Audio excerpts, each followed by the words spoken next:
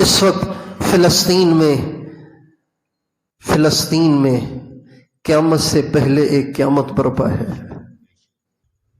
قیامت سے پہلے ایک قیامت برپا ہے۔ فلسطین کے شہر غزہ سے باہر رہنے والا غزہ اور فلسطین کے حالات کا تصور نہیں کر سکتا کہ وہاں کیا بیت رہی ہے۔ ہم اپنے گھر سے ایک جنازہ اٹھاتے ہیں، ہمارے مہینوں گزر جاتے ہیں روتے روتے، ہمیں دیواریں کھانے کو آتی ہیں، ہم سے کھانا نہیں کھایا جاتا، ہم سے پانی نہیں پیا جاتا، ہمیں نیند نہیں آتی، ہماری آنکھوں سے نیند اڑ جاتی ہے، بیمار اپنی بیماریاں بھول جاتے ہیں۔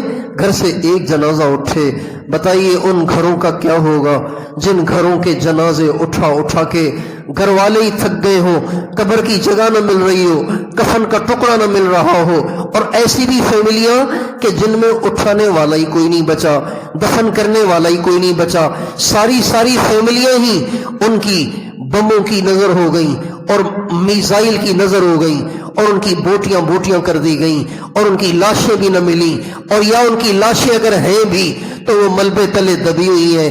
ان کے کوئی رشتہ داری نہیں بچے کہ جو وہاں سے اس ملبے کو ہٹا کے اپنے کسی پیارے کی لاش کو باہر نکال سکیں۔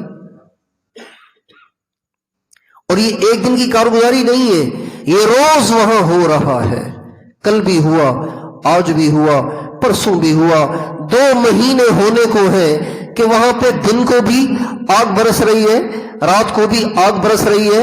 ان کے پاس پینے کو پانی نہیں ہے، ان کے پاس کھانے کو کھانا نہیں ہے، ان کے پاس اپنے زخموں پہ لگانے کو مرہم پٹی نہیں ہے۔ ان کے ہسپتال بھی اڑا دیے گئے، جو زخموں میں تھے اور ان کو ہسپتالوں میں ایڈمٹ کیا گیا، ان کے ہسپتالوں کو بھی اڑا دیا گیا، اور ان زخمیوں کو بھی ٹکڑے ٹکڑے کر دیا گیا۔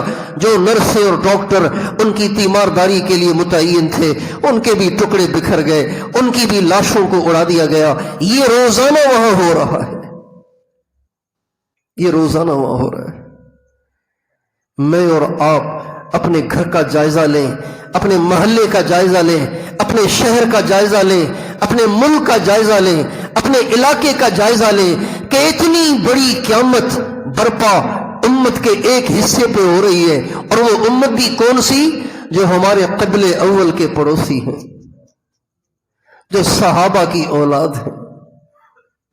اہل غزہ، اہل فلسطین 99% صحابہ کی اولاد ہیں، سادات ہیں، حضرت فاطمہ کی اولاد ہیں، حضرت علی کی اولاد ہیں، امام حسن حسین کی اولاد ہیں، اور دوسرے صحابہ کی اولادیں ہیں۔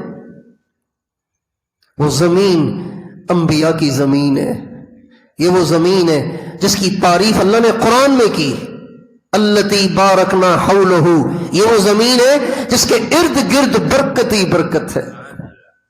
الارض المقدسہ، یہ بھی قرآن نے کہا، وہ زمین جو پاک ہے۔ میرے دوستو، آج وہ زمین ہمارے نبی کی امت کے بچوں اور ہماری امت کی عورتوں اور ہماری امت کے نوجوانوں کے خون سے سرخ ہو گئی ہے۔